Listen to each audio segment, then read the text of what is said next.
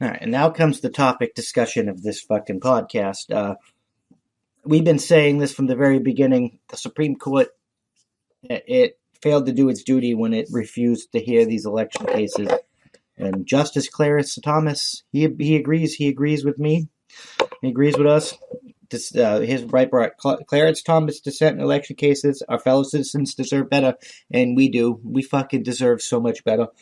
Our fellow citizens, this is a quote directly from Clarence, our fellow citizens deserve better and expect more of us, Justice Clarence Thomas declared Monday when the Supreme Court decided by one vote to hear none of the 2020 election cases raising issue of voter fraud and illegal votes. Justices Brett Kavanaugh and Amy Coney Barrett voted with the liberal justices to deny view of the lower court decisions. 4 justices must vote to hear a case to put it on the court docket, but only 3 justices, Thomas, fellow conservative Samuel Alito, and libertarian Neil Gorsuch, voted to take at least 2 of the 4 of the key cases from November 2020.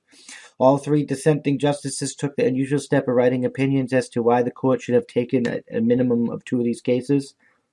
The Constitution gives to each state legislator authority to determine the manner of federal elections, began Thomas. Yet both before and after the 2020 election, non-legislative officials in various states took it upon themselves to set the rules instead. This is outrightly fucking unconstitutional, and Justice Thomas understands that, and something needs to be done about this. This needs to be heard, and we need resolution, or there will be war. There will be war.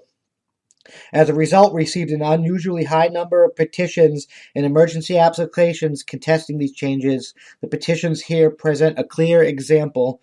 The Pennsylvania legislature established an ambiguous deadline for receiving mail-in ballots 8 p.m. on Election Day. Dissatisfied, the Pennsylvania Supreme Court extended that deadline by 3 days. Thomas explained, referring to one of the rejected cases, these cases provided us with an ideal opportunity to address just what authority non-legislative officials have to set election rules, and to do so well before the next election cycle. The refusal to do so is inexplicable, and it's right. It's unexplainable, it's despicable, and it's bullshit. They're trying to take over the world. It's because they stole the election. You're not going to convince me otherwise. Otherwise, why not be like, boom, here's the merits, it was done. For more than a century, this court has recognized that the Constitution operates as a limitation upon the state in respect of any attempt to circumscribe the legislative power to regulate federal elections, he continued, quoting Supreme Court precedent, because the federal Constitution, not state constitutions, gives the state legislators authority to regulate federal elections. Petitioners presented a strong argument that the Pennsylvania Supreme Court's decision violated the Constitution by overriding the clearly expressed intent of the legislator. And it did, and you dismissed it without even, not on the merits. You dismissed it for procedural grounds, and that's going to have consequences. If we don't have it on the merits ruling with resolution, there will be war. That's why firearms are going up. That's why they're coming after firearms. That's why they're trying to regulate and make it harder to buy ammunition, because they understand this is going to fucking happen. It's unavoidable. That's why gun sales have gone up ridiculously high. They had skyrocketed over 600%. But elections enable self-governance only when they included processes that give citizens, including the losing candidate and their support. There's a lot of Clarence statements here. He said a lot.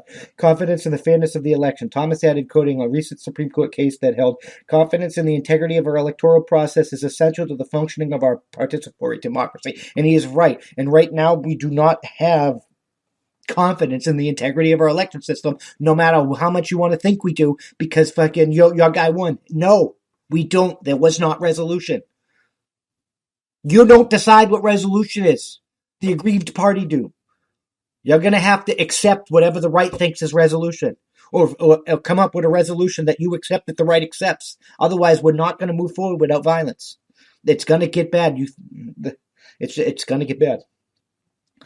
But is that it? Yeah. Unclear rules threaten to undermine the system. The sow confusion and ultimately dampen confidence in the integrity and fairness of elections, he explained. To prevent confusion, we have thus repeatedly, although not as consistently as we should have, blocked rule changes made by courts close to an election. The mail deadline case did not impact enough votes to change the 2020 election, but we may not be so lucky in the future, Thomas warned. Indeed, a separate decision by the Pennsylvania Supreme Court may have already altered an election result, Thomas surmised. It did. Stop trying to beat around the bush. I know. Well, I can't really say. There's no definitive proof of that. There's just definitive proof that fraud happened. But if it looks like a duck, quacks like a duck, it's probably a fucking duck. Thomas surmised that it's not a prescription for confidence. Changing the rules in the middle of a game is bad enough. Such rule changes by officials who may lack authority to do so is even worse. When those changes alter election results, they can severely damage the electoral system on which our self-governance so heavily depends.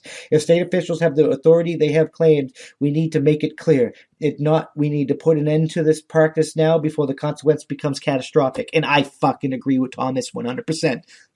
We can't allow this to continue. At first blush, it may seem responsible to address these questions when it next arises, he acknowledged, but whatever forces that argument has another context, it fails in the context of elections. And you can read this on Breitbart yourself. But this guy, he's speaking the truth. For factually complex cases comprising discovery, testimony, and appeals into this timeline is virtually impossible, Thomas explained, of the 5-week window to resolve November presidential election dispute before the electoral college meets in December. Adding this time frame imposes especially daunting constraints when combined with the expanded use of mail-in ballots. Voting by mail was traditionally limited to voters who had denied well-documented reasons to be absent, he observed, but then noted that while only 4% of the Pennsylvania votes were by mail-in ballot last cycle, that number soared to 38% in 2020. That is a ridiculous increase. This expansion impedes post-election judicial review because litigation about mail-in ballots is substantially more complicated. Thomas continued, quoting expert reports. For one thing, as election administrators have long agreed, the risk of fraud is vastly more prevalent in mail-in ballots. The reason is simple. Absentee voting replaces the oversight that exists at polling places with something akin to an honor system. As a result, one article concluded that voting by mail is now common enough and problematic enough that election experts say that there have been multiple elections in which no one can say with confidence which candidate was determined the winner. And it's true. We can't move forward.